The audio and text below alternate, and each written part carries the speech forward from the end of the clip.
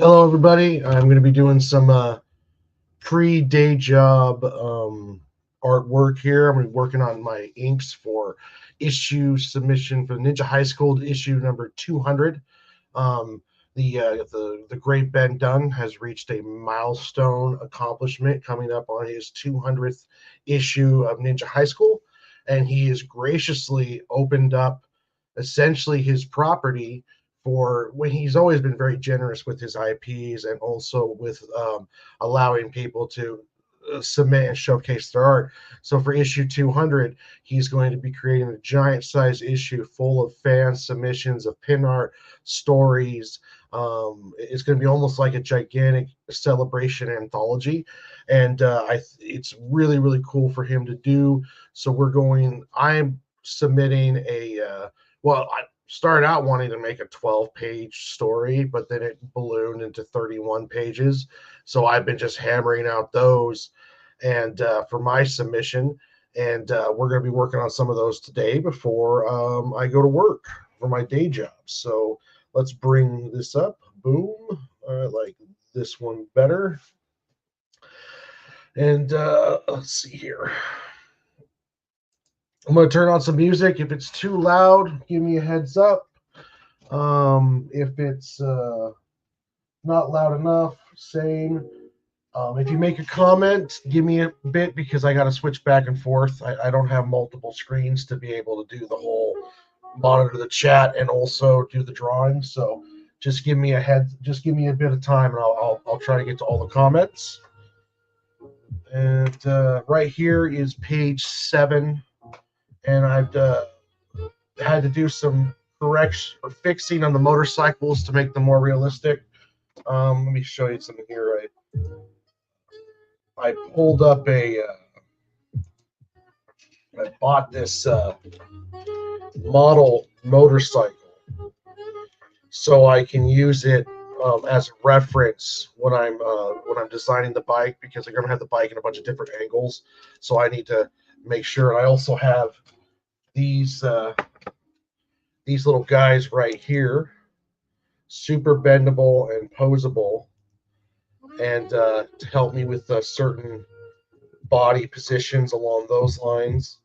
You can also use 3D models instead of these guys, but you have to be very careful that if you depend too much on the 3D model on the page, it becomes very stiff and lifeless. So you have to really just use it as a reference and a guide point to get to where you want to go. But I'm more old school. I use actual. I'll like put the guy in a spot, and then I'll sit here and hold it while I'm drawing and figure out exactly what I want in those. So just some tools of the trade. Let's see here. Oof. All right. So I'm going to start. I'm just inking on this one today. The page is already done. So I'll ink it and I'll grayscale it.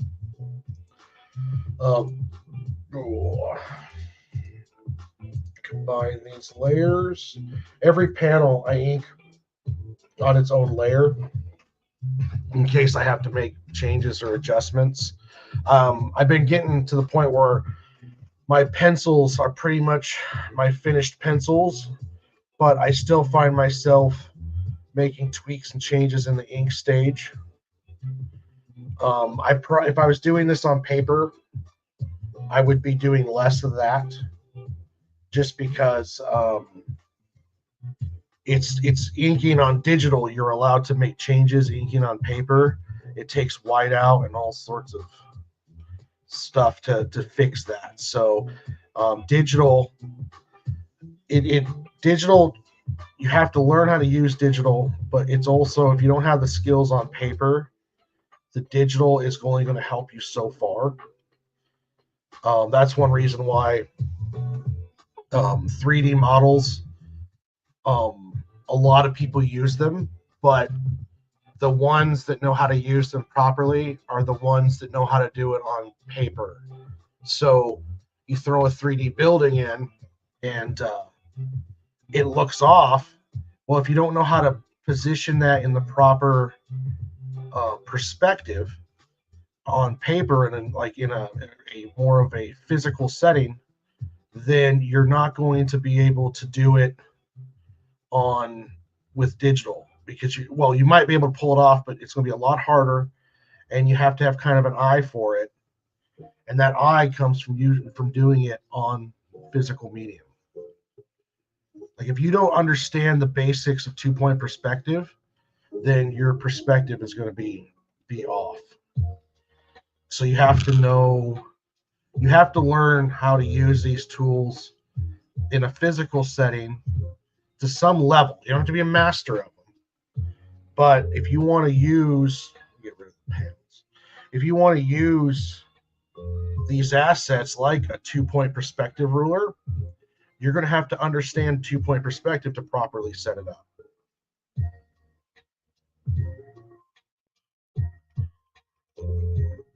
I don't want to even rounded nose.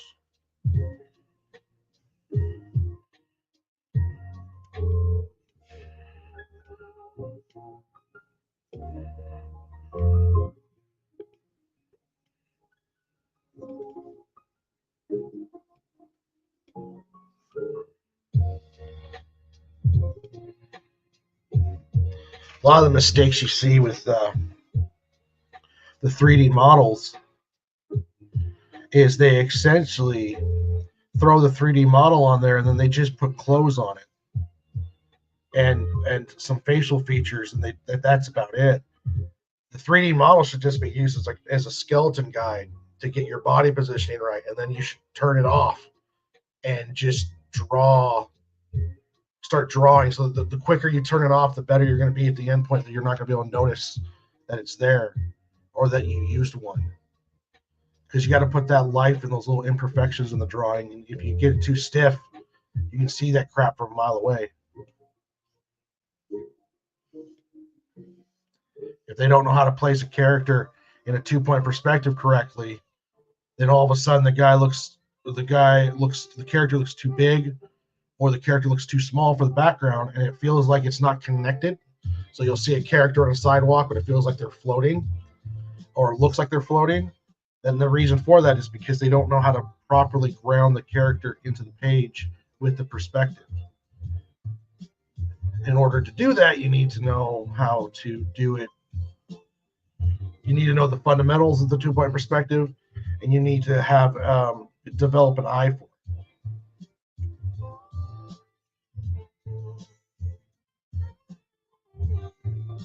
I learned 2-point perspective in high school.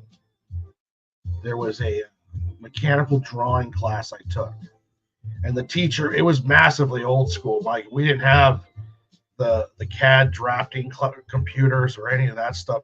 That came in after I graduated, and the teacher taught us how to do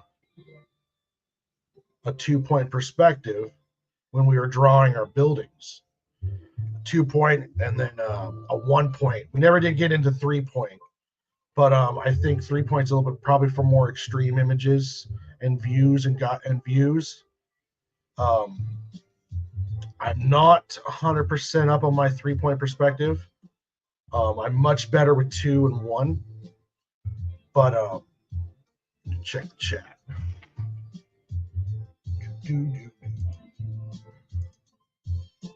Okay.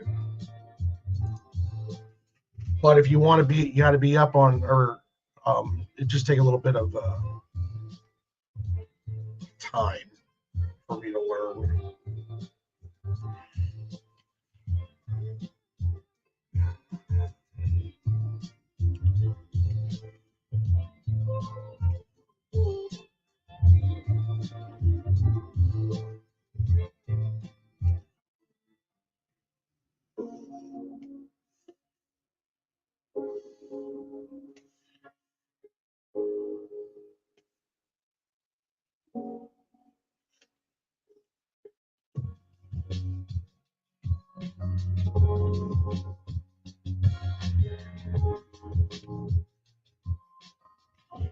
I would like to do a how-to video on perspective, but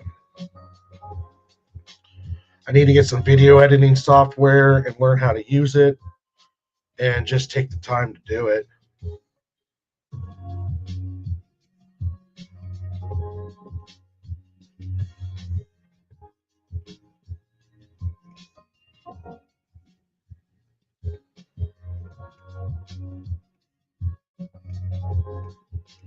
Because a lot of it's just knowing the rules, like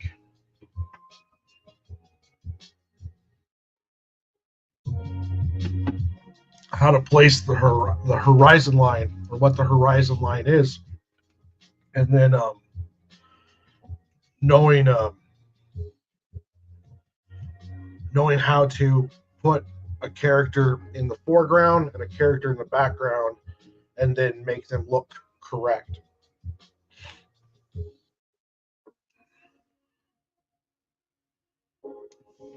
There's some kind of simple rules to that stuff.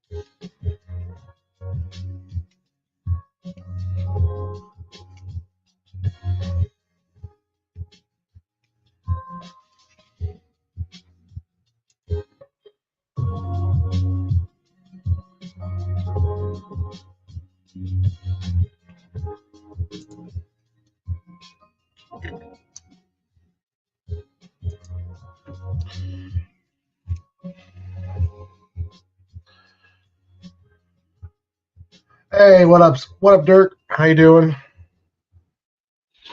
How's things going?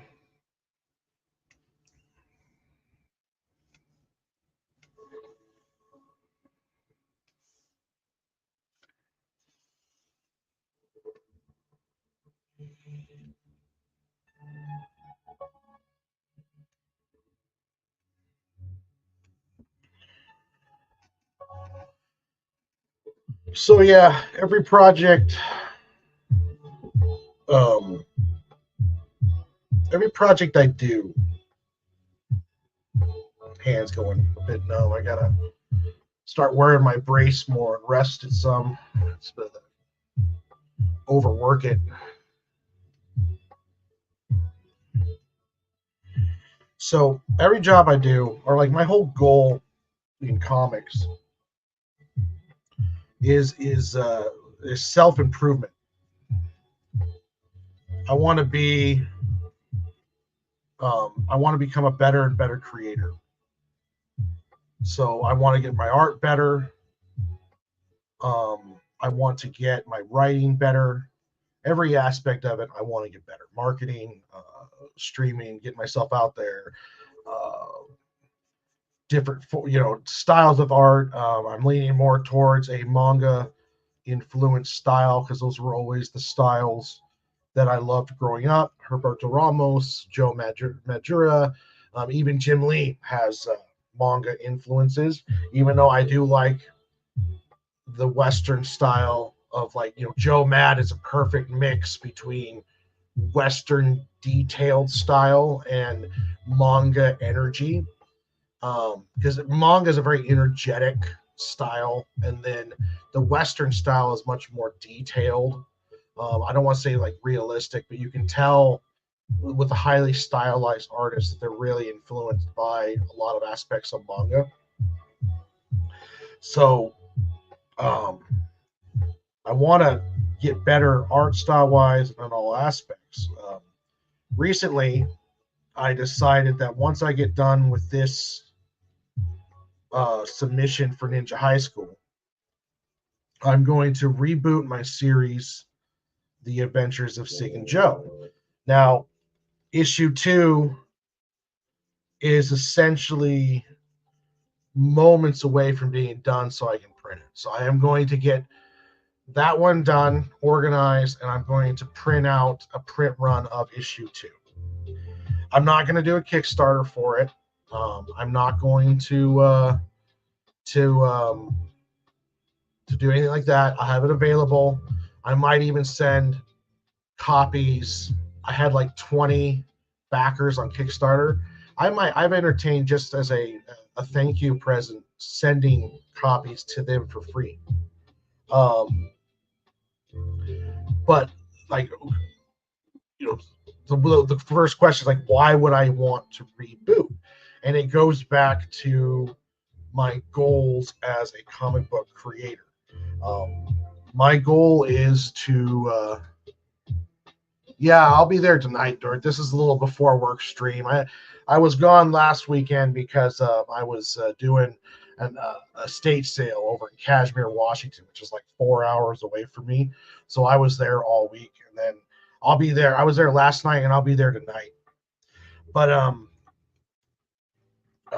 what was I saying? The reason why I'm doing the reboot and the reason my goals in comic book creating, I would love to be able to live off of this, but I look at making money to live off of comics as it's a result of all the hard work and getting out there. Like, you can make multiple books, you can become an incredible writer and artist, and you may never get enough traction to live off of doing this. So living off of doing this almost seems like there is a bit of luck to it, unless you're just like, as an artist, you really just strive to be a paid artist doing other people's work, which even then, IDW's little, I don't know if it was a leaked email or what the deal was, but IDW is talking about, and they're like part of the upper echelon. They're not big three. That's Marvel and DC are the big two. The big three is Image is thrown in there. IDW is below Image, but they're offering like $200 a page, and that's for everything. So there's like, to make a page of comics, you need a writer, a penciler, inker, and those are usually together, a colorist, a letterer, and then an editor. So you need, and those are, that's 5 jobs right there in just to get a page made. They want to pay $200 period per page. So, you're taking that 200 and you're cutting it up into 5 to 6 different ways, depending on the level or how many people you have working on the book. So even if you did everything, which you can't, but if you did everything, like, you could be a writer, artist, and do pages that way, but you can't edit your own work at that pro level. They're going to want an editor to do it. And then lettering, you got guys like Daniel Warren Johnson who do their own sound effects, but I don't think he's lettering the pages. So even then, you're still talking about having to cut that pie between 3 people. So even if you work hard and become a pro level to work for a big company, you're still going to be I mean, I've heard of Marvel guys that are working Marvel books and they're still working second jobs. So to make money and live off of this world, you're going to have to, I mean, it's almost like it's a bit of luck. I don't want to say it's luck, but it's almost like being a famous like musician or along those lines. You can train and become the best singer in the world, but unless you get that right moment, that right song, that right spot, you're never going to be anything more than just a karaoke singer. And for me, I work on the side. I do day jobs to pay bills. So I focus all on my talent, because as a creator who writes and draws comics, the comics quality is based purely on how good I am. So I have to strive to become better, because if I want better art, I have to draw it better. If I want better writing, I have to write it better, because I'm doing everything. So for me, every project that I do, everything that I put my time into, I have to be gaining something from it personally. Like this Ninja High School piece that I'm doing now, I'm using more blacks than I ever have, because blacks is kind of a thing that's hard to put in there, and it can be intimidating, and you don't want to put too much, but it helps. If you look at any kind of manga or Western art, especially before the coloring comes in, you can see where all they use the heavy blacks to help define structures and give form. So I'm trying to learn to do more of that. I'm learning how to properly do speed lines, so that way I don't have to use a speed line template and try to make it work. Instead, I'm learning ways to do my own speed lines, um, body form, anatomy, movement, all of this stuff I'm learning while I'm doing this Ninja High School project. I'm trying to get better at, and I'm trying to become serviceable so I can put it into all my other works. So everything I do is for the purpose of getting better. And then the end result of that, I hope, is one day I could live off of this. But to me, that doesn't seem like it's a goal that you can attain, that, through practice or hard work. It's one of those things where it's like, if I want to get better at drawing anatomy, then I sit down, I study anatomy books, and I draw anatomy and practice day after day after day, and then I will get better at anatomy. I can't really put a step plan for you to make money and live off of comics. It's not, there's no pathway. There's no way to say, if you do A, B, C, and D, then you will be living off of comics. That's just, so to get to the point where you're making enough consistent money to live off of comics, it does require all the work, practice, and hardship, but at the same time, though, it's not guaranteed. It's never a guaranteed thing where it's like, oh yeah, if I do all of these steps, I will make comics. I know guys who make amazing comics, and they're still struggling to get by. And it's just one of those things where you can't quantify it and show an easy pathway on how to do it. So if I'm not going to live off of it, and I'm not going to, and I got to work, and I know that there's almost a bit of luck into living off of this shit, doing this stuff, then I know, so that I concentrate on things that I can improve, that I can do. That is working on my art form, working on getting the art up there, and then as I get better, more eyes get on it, people start, looking at it more. I might get more offers to do covers or stickers or stuff along those lines, and start really expanding where I'm at. Because I'm a firm believer that if they like what they see, and they know that you can work for them for a decent price, there should be no problem for them using you, unless they just don't like what you're doing, or what you're doing doesn't fit what they want. So part of that's not really necessarily like or dislike, because I mean that could be almost like, oh, they hate you. No, they might like your work. It just might not be what they want for what their project is. And we're entering into a tough time in comics. Like, I don't believe in the, check the chat here.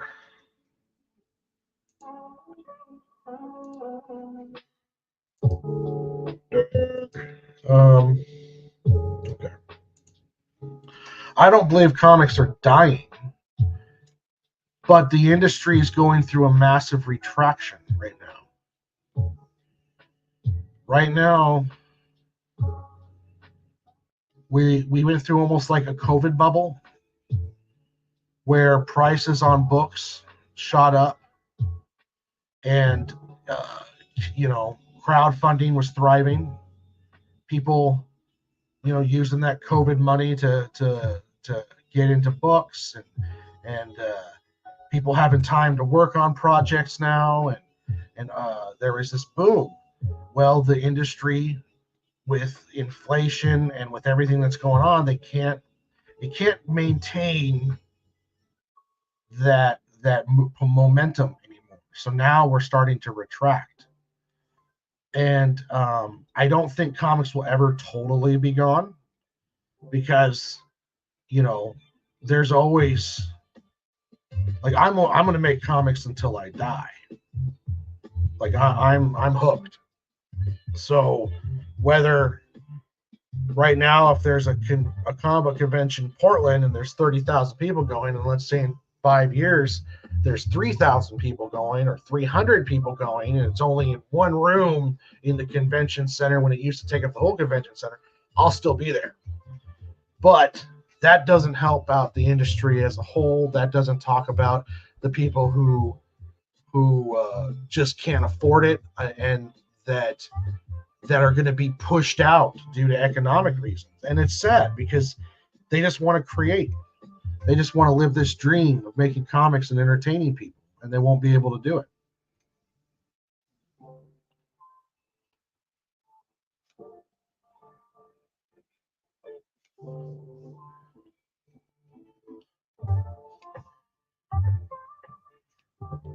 You'll see the landscape of comics changing quite a bit. You see how people do comics, how people buy comics. You're already starting to see digital sales on Kickstarters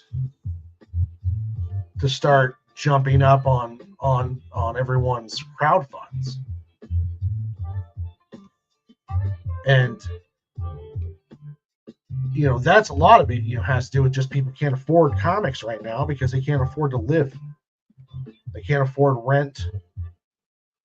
They can't afford basic necessities, let alone buying a comic and after shipping 20, 25, $30 to get you a comic into your hands.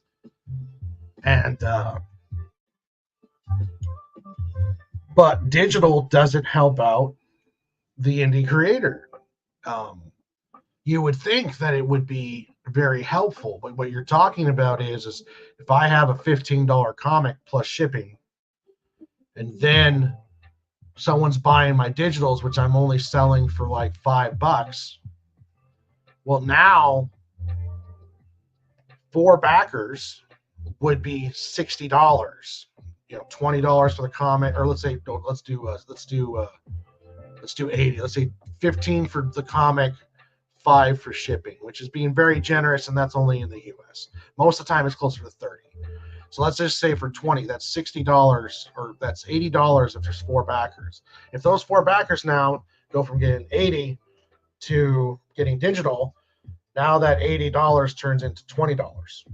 Or if it's $30 to get shipped and it's a $5 digital, well, now you're going from 60, you're going from 4 would be $120 to 4 being 20. So you're getting less money for the same amount, if not more backers. And if you cost you $4,000 to $7,000 to create a comic book, then now your overall overhead starts going down. And if you have to get to 7,000 to break even, that doesn't count what you have to make the next one. That doesn't count what you're gonna have left over after year. So if you're doing a $10,000 Kickstarter and now it goes to 7, that might be breaking the book. That might be I can't do issue 3, 4, 5, and 6. So they're people. When people start switching to that digital, when it comes to crowdfunding, that doesn't help them out at all. I mean, it is free money essentially because you don't have to ship or do stuff along those lines, but you're still taking a massive cut out of profit.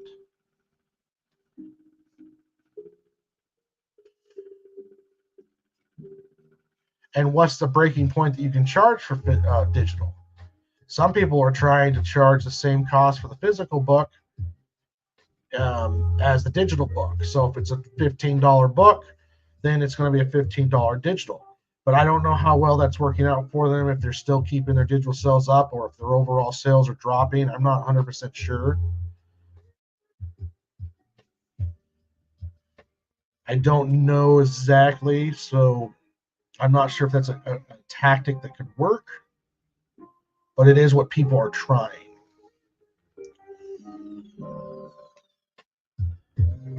Now, one of the things that I'm changing is I'm going to do with Sig and Joe Reboot, to kind of circle around back to that.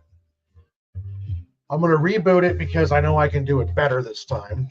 I'm better at storytelling. I'm better at composition. So I'm going to be able to improve a lot of the story flow and give a better picture of the book.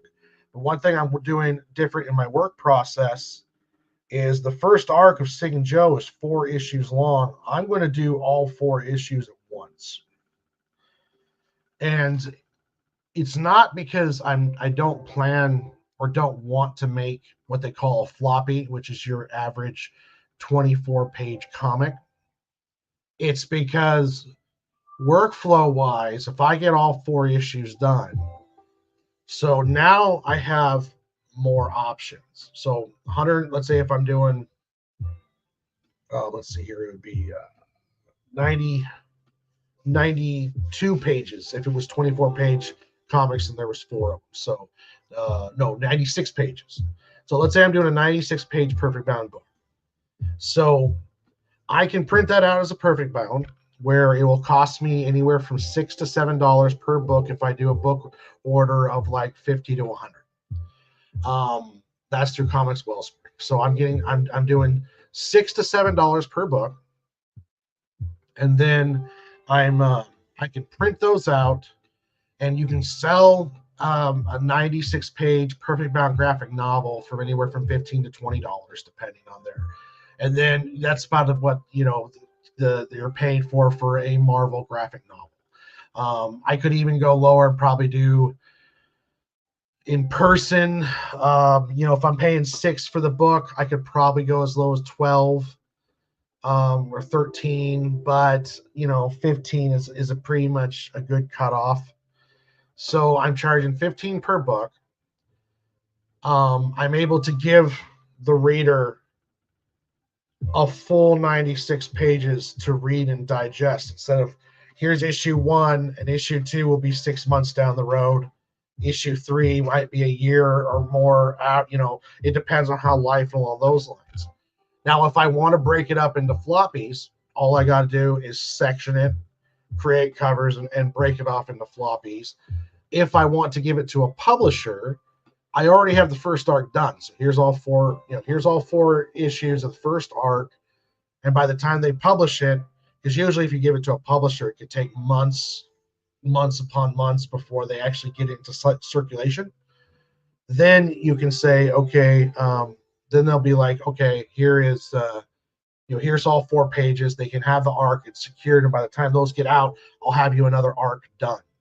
So for me, in personal and professionally, getting that full arc done, not having do one issue, stop, get it together, print it, advertise it, Kickstarter it, and then all the while trying to work on issue 2, I get all 4 of them done, and then I can have more options how to package it, how to sell it, how to distribute it, and it opens the doorways. Like at my comic book shop that I go to, Pantheon Comics at St. Helens, word up to them, the guy told me, he's like, it's much easier for me to sell a $15 graphic novel on an unproven property than it is to try to sell a $15 floppy.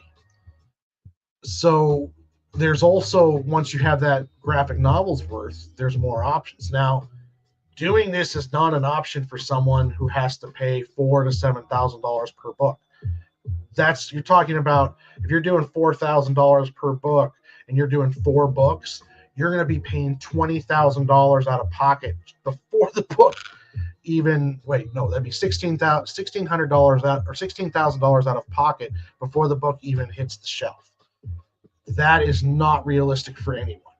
You're not going to be able to Kickstarter coming out of the gate blind with no following, no backing, no one knowing who you are with an unproven property and just expect to get $16,000. And $16,000 is being super generous. That's like $4,000 even, which is it's if you're doing a quality book, you're probably not paying $4,000. You're probably paying closer to $7,000. So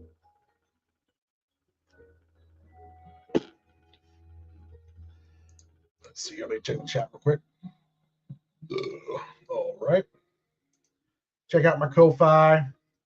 I haven't done anything with it, so I need to work on that. But I do have one. So yeah, that's one of the things. Like for me, since I'm doing my own art and my own writing, and my cost overhead on my book is lower, I'm essentially paying for a letterer, um, and that's pretty much my only costs, unless I pay someone to color the cover. So I'm making a book well under $1,000. So it's actually cost me just time and talent. I can do 96 pages to 120 pages of story, and then I can then spend the time to do the ads and all that stuff for it. Um, Plus, I'm not living off of this stuff, so um, I don't have to worry about making sure that book one makes enough money to pay for book two, because I can just do them. Which sounds cool and all, but when you really look at it too, there's a bunch of downsides to that too. One being talent. Um, if you're paying for an artist, the artist is as good as what you can afford. If you're doing your artwork, the artwork's only as good as you are. So that's one of the trap falls of doing your own stuff. Um, if you're doing if you're paying to have it done, you can control level of quality much easier.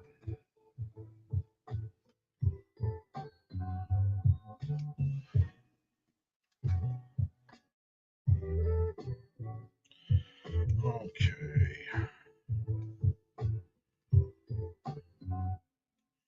so I'll bring the panels back and then take that away and highlight there. Turn on the perspective ruler, new layer, and then I'm going to lower my pen down.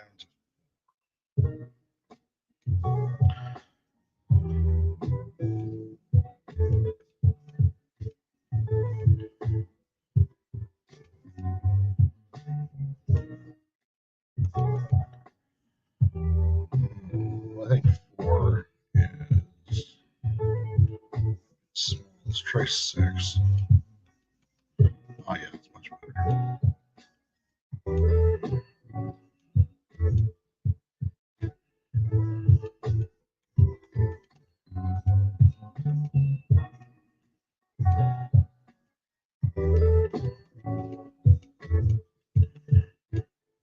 All I'm doing here is I create a 1-point perspective ruler, and then so everything goes along here is a straight line, and then I'm sitting and just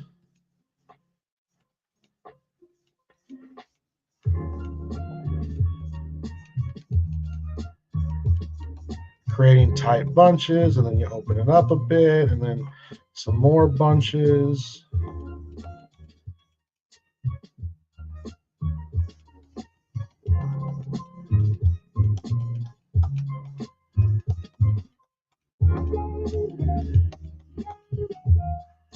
Trying not to get too cluttered.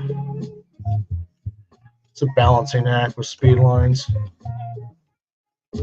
But I use perspective rulers to make speed lines.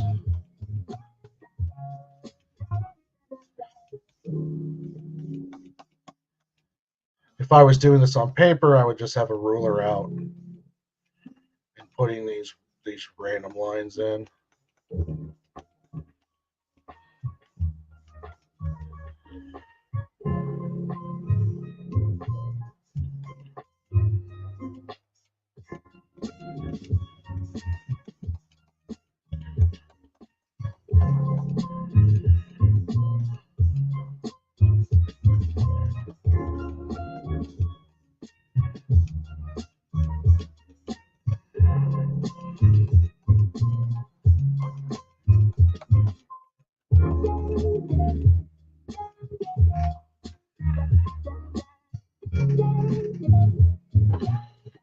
Yeah. Check the chat real quick. Hope everyone's having a wonderful day. Yeah, let's keep working on these speed lines.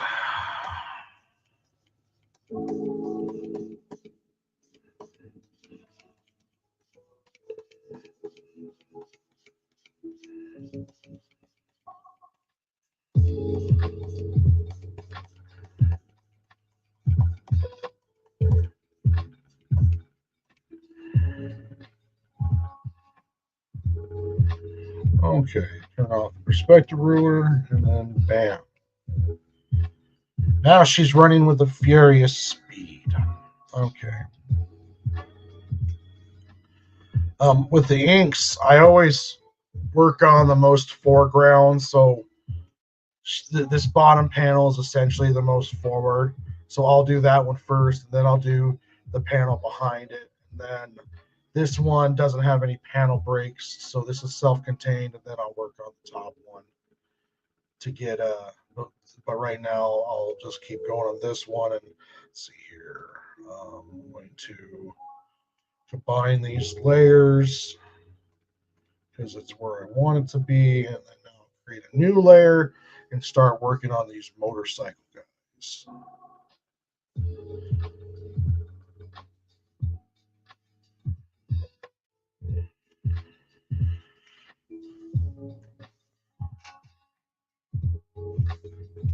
One of the big things I've been kind of battling with myself right now is which is better, having the ongoing long-term story or doing like one shots, doing more self-contained, more of like a self-contained story, and then moving on to the next one. I like the long-term storytelling, but there's an art form to it. Sig and Joe is if I finish that one will be you know 100 issues or more. I have a whole big old thing planned for them. There is an ending, but then I also have other ideas for other stories. So it's trying to balance all of that, and that's one reason also why I'm changing up how I make comics, going to working on an arc at a time. If I do a 4-issue arc of Sig and Joe, get that done, buttoned up, and ready to print or distribute, then I take some time and do a 4-issue one-shot, self-contained story. Then I go back and do another arc of Sig and Joe and kind of balance out everything. So then that way I can get some of this other stuff done and have a little bit more fulfillment, personal fulfillment.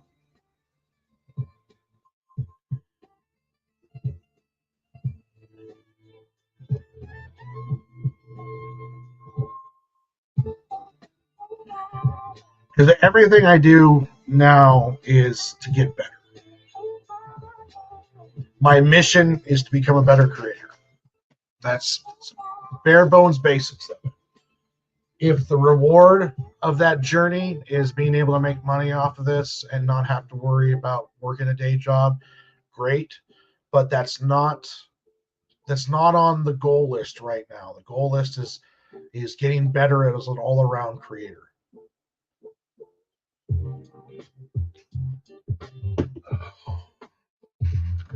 That's my mission.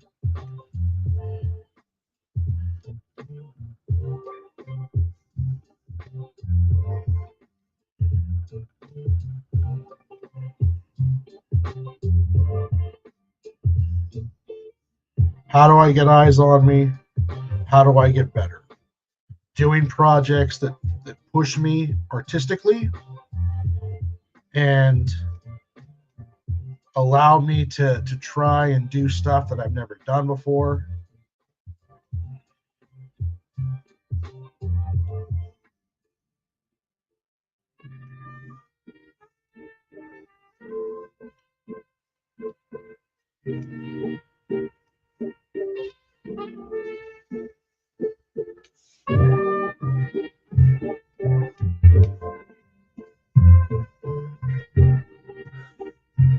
Getting that response from your work.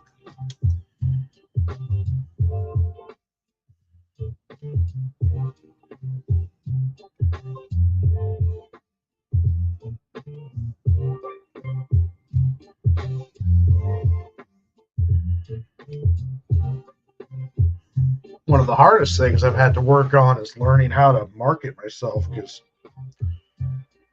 it's important. You need to have some kind of strategy to get out there, but it is not an easy thing to do, and it's its own full-time job, and the work doesn't have the effect that I personally feel like it should. Um, if you look at some of the more successful, like even like crowd-funded creators out there, um, their success and their following, none of it came, like, well, not, I won't say none, but it's not from the work. It's not like you rarely ever hear about an independent creator who creates a book, and then that book itself and that skill and that artwork and that writing is what propels it completely on its own, because we're in such a saturated market. It's really hard for anything to stand out, especially when it's like kind of a disposable income, or not disposable income, but it's a niche entertainment market. Comic books. There is a collector side of it, which is important to the overall health of the industry, but there is also kind of like, read a comic, now let me go find my next one, and just move on to it. So you're living in a sea of other work, or other artists, other people. We're all trying to do the same thing. So quality of work doesn't always guarantee you're going to stand out. So so you see a lot of other people standing out through different methods. A lot of it, a lot of the times, it's drama is kind of like that forbidden fruit, because drama can act like a nitrous to a. Let me grab the motorcycle here. Drama is kind of like nitrous to a social media. Real fast results and a boost, but the boost only goes for so long. And it's hard to maintain without just using more nitrous. And if you're not careful, you're going to blow up your motor.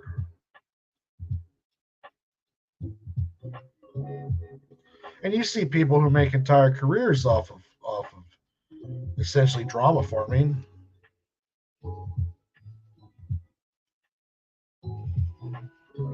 But those careers are unstable and they require more drama.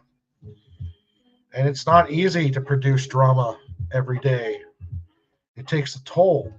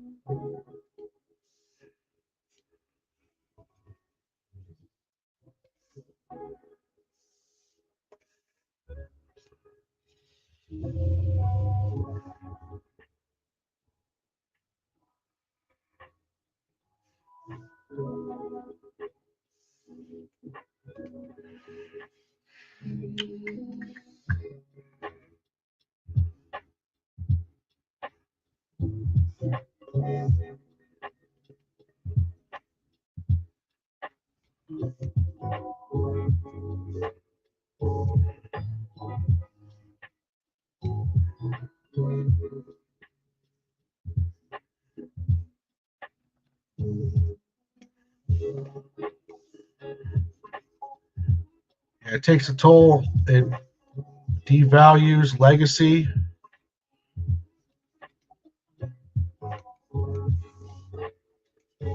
There's prominent people who have stellar careers in comics who have completely tarnished their image almost beyond repair, to now they're known for their contention and their drama more than they're known for their actual works. You know, and that takes a toll on somebody.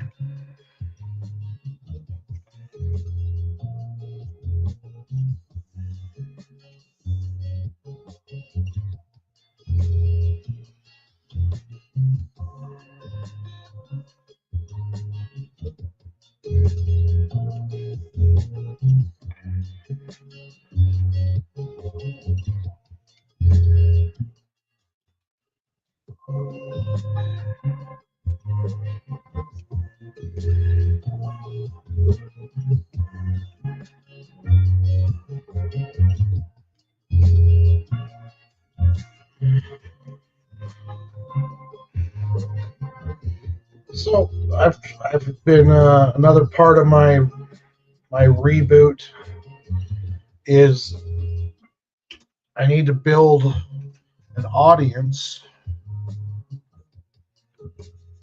In order to build an audience, you need consistency, but also I plan to build an audience using positivity and art.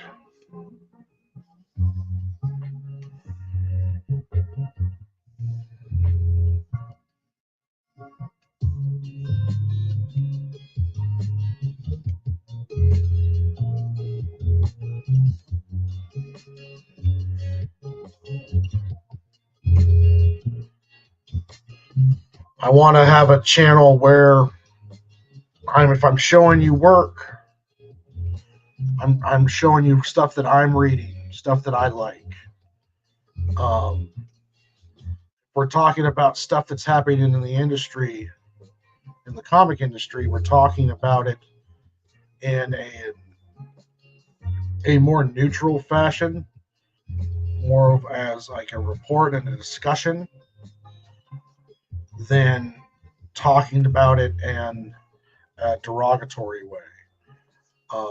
You know, if I don't like a movie, instead of just you know blindly saying, well, this sucks or it's this or that, I want to have a more nuanced approach and actually explain why something is not working or why I think it's not working.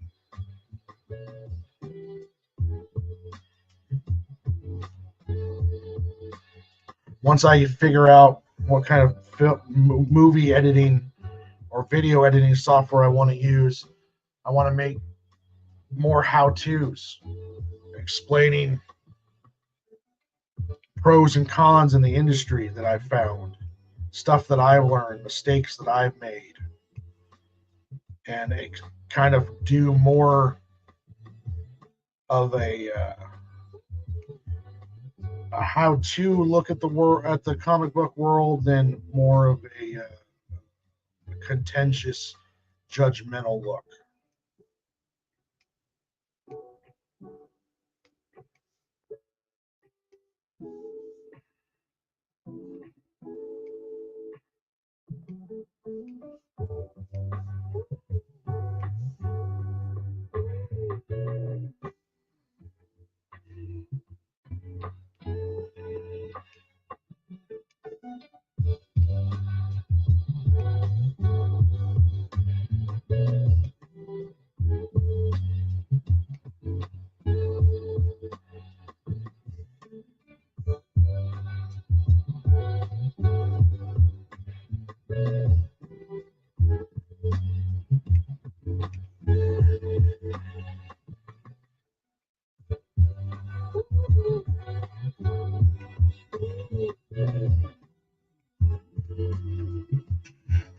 Which is not an easy route to go.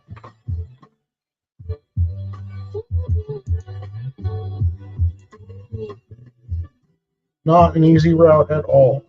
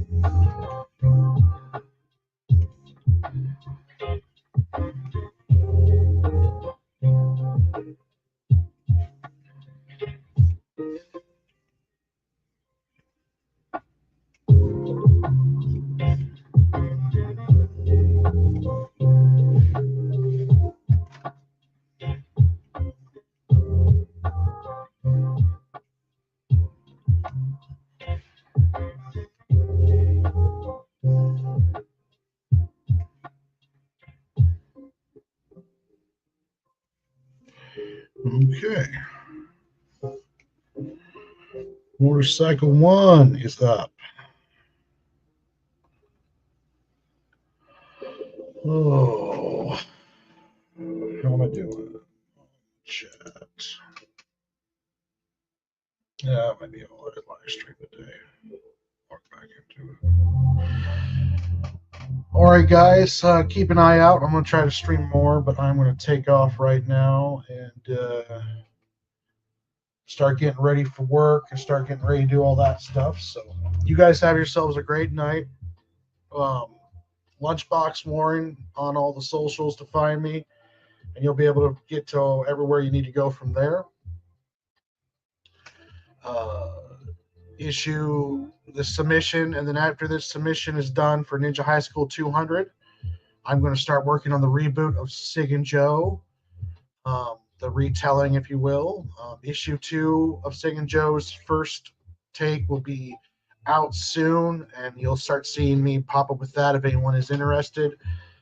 If not, by the beginning of next year, I should be able to drop the new and improved reboot of Sig and Joe, where I'm going to be working on cleaning up the story pace, doing better artwork, better designs for the characters, better designs for the clothes, better designs for the environment.